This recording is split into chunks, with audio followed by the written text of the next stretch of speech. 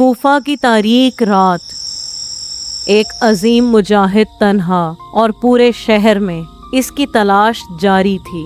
حضرت مسلم بن عقیل رضی اللہ تعالیٰ عنہ کو وہ لوگ چھوڑ چکے تھے جنہوں نے کبھی ہزاروں خطوط لکھ کر انہیں بلایا تھا۔ اب صرف ایک نیک خاتون توا نے اپنے گھر کا دروازہ ان کے لیے کھولا تھا، لیکن سوال یہ ہے کہ آخر ان کے گھر کا راز کیسے فاش ہوا؟ کس نے حضرت مسلم بن عقیل رضی اللہ تعالیٰ عنہ کی مخبری کی اور عبید اللہ بن زیاد کو ان کی پناہ گاہ کا پتہ کیسے چلا؟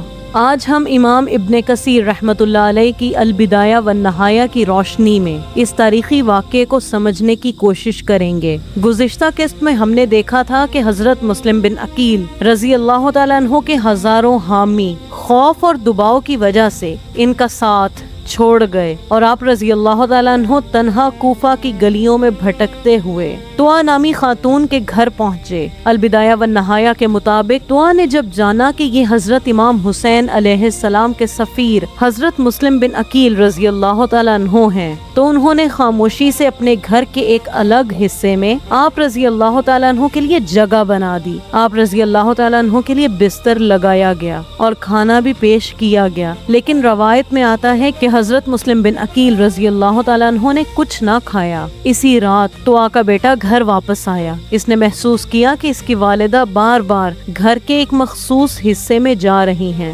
اسے تعجب ہوا کیونکہ اس نے اپنی ماں کو اس طرح پہلے کبھی نہیں دیکھا تھا۔ اس نے اپنی والدہ سے کئی بار پوچھا کہ معاملہ کیا ہے، مگر توا خاموش رہی، لیکن بیٹے نے بار بار اصرار کیا، یہاں تک کہ اس نے وعدہ کیا کہ اگر اسے حقیقت بتائی گئی تو وہ کسی سے ذکر نہیں کرے گا۔ آخر کار توا نے اسے عہد لے کر راز بتا دیا کہ ان کے گھر میں حضرت مسلم بن عقیل رضی اللہ تعالیٰ عنہ پناہ لیے ہوئے ہیں۔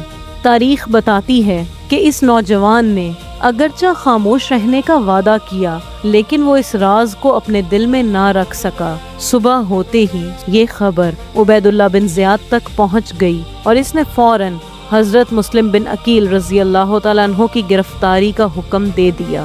البدایہ والنہایہ کے مطابق عبید اللہ بن زیاد نے ایک مسلح دستہ حضرت مسلم بن عقیل رضی اللہ تعالیٰ عنہ کی گرفتاری کے لیے روانہ کیا۔ مختلف تاریخی روایات میں اس دستے کی تعداد مختلف بیان ہوئی ہے۔ انہیں حکم دیا گیا کہ توا کے گھر کا محاصرہ کیا جائے اور حضرت مسلم بن عقیل رضی اللہ تعالیٰ عنہ کو گرفتار کر کے قصر امارت لایا جائے۔ صبح کا وقت تھا۔ حضرت مسلم بن عقیل رضی اللہ تعالیٰ عنہ کو ابھی یہ معلوم نہیں تھا کہ ان کی پناہ گاہ کا راز فاش ہو چکا ہے۔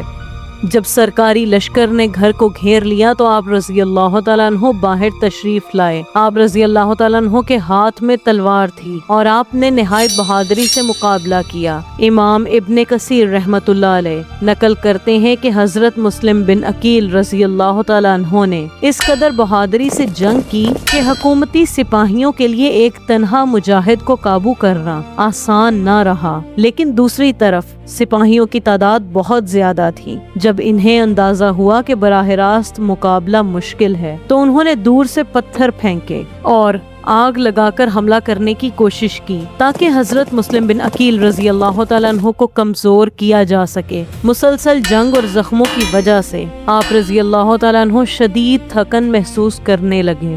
اسی دوران محمد بن اشعث نے آپ رضی اللہ تعالیٰ عنہ کو امان کی پیشکش کی۔ اس نے کہا کہ اگر آپ ہتھیار ڈال دیں تو آپ کو امان دی جائے گی۔ تاریخی روایات کے مطابق محمد بن اشعث کی امان کی پیشکش کے بعد حضرت مسلم بن عقیل رضی اللہ تعالیٰ عنہ نے مزاحمت روک دی، اگرچہ بعد کے واقعات نے ظاہر کیا کہ یہ امان ان کی جان بچانے کا سبب نہ بن سکی۔ آپ رضی اللہ تعالیٰ عنہ نے اپنی تلوار حوالے کر دی اور آپ رضی اللہ تعالیٰ عنہ کو ایک خچر پر سوار کر کے قصر امارت کی طرف لے جایا جانے لگا، لیکن اسی لمحے حضرت مسلم بن عقیل رضی اللہ تعالیٰ عنہ کی آنکھوں میں آنسو آ گئے۔ کچھ لوگوں نے کہا آپ جیسا بہادر شخص اس موقع پر کیوں رو رہا ہے؟ اس پر حضرت مسلم بن عقیل رضی اللہ تعالیٰ عنہ نے وہ الفاظ کہے جنہیں امام ابن کثیر رحمۃ اللہ علیہ نے نقل کیا ہے۔ آپ نے فرمایا خدا کی قسم میں اپنے لیے نہیں رو رہا بلکہ مجھے امام حسین علیہ السلام اور آل حسین کی فکر ہے، کیونکہ میرا خیال ہے کہ وہ اس وقت کوفہ کی طرف روانہ ہو چکے ہوں گے۔ یہ آنسو اپنی جان کے خوف سے نہیں تھے بلکہ حضرت امام حسین علیہ السلام اور اہل بیت کی فکر میں تھے کہ کہیں وہ بدلتے ہوئے حالات سے بے خبر کوفہ نہ پہنچ جائیں۔ راستے ہی میں حضرت مسلم بن عقیل رضی اللہ تعالیٰ عنہ نے محمد بن اشعث سے درخواست کی کہ اگر ممکن ہو تو حضرت امام حسین علیہ السلام تک پیغام پہنچا دیا جائے کہ کوفہ کے حالات بدل چکے ہیں اور وہ واپس لوٹ جائیں، لیکن تقدیر اپنا راستہ اختیار کر چکی تھی اور تاریخ ایک ایسے مرحلے کی طرف بڑھ رہی تھی جسے دنیا آج واقعہ کربلا کے نام سے جانتی ہے۔ تو آج ہم نے جانا کہ حضرت مسلم بن عقیل رضی اللہ تعالیٰ عنہ کا راز طوع کے بیٹے کے ذریعے فاش ہوا، جس نے وعدہ کرنے کے باوجود یہ خبر حکومتی اہلکاروں تک پہنچا دی۔ اس کے بعد عبید اللہ بن زیاد نے حضرت مسلم بن عقیل رضی اللہ تعالیٰ عنہ کی گرفتاری کے لیے لشکر روانہ کیا۔ حضرت مسلم بن عقیل رضی اللہ تعالیٰ عنہ نے نہایت بہادری سے مقابلہ کیا، لیکن بالآخر انہیں امان کے وعدے پر گرفتار کر لیا گیا۔ لیکن حضرت مسلم بن عقیل رضی اللہ تعالیٰ عنہ کی آزمائش ابھی ختم نہیں ہوئی تھی۔ اب انہیں عبید اللہ بن زیاد کے سامنے پیش کیا جانے والا تھا۔ وہاں ان دونوں کے درمیان کیا گفتگو ہوئی، حضرت مسلم بن عقیل رضی اللہ تعالیٰ عنہ کی آخری وصیت کیا تھی اور ان کی شہادت کیسے ہوئی، انشاءاللہ اگلی قسط میں ہم حضرت مسلم بن عقیل رضی اللہ تعالیٰ عنہ کی عبید اللہ بن زیاد سے آخری ملاقات اور شہادت کے واقعے کو مستند تاریخی روایات کی روشنی میں تفصیل سے بیان کریں گے۔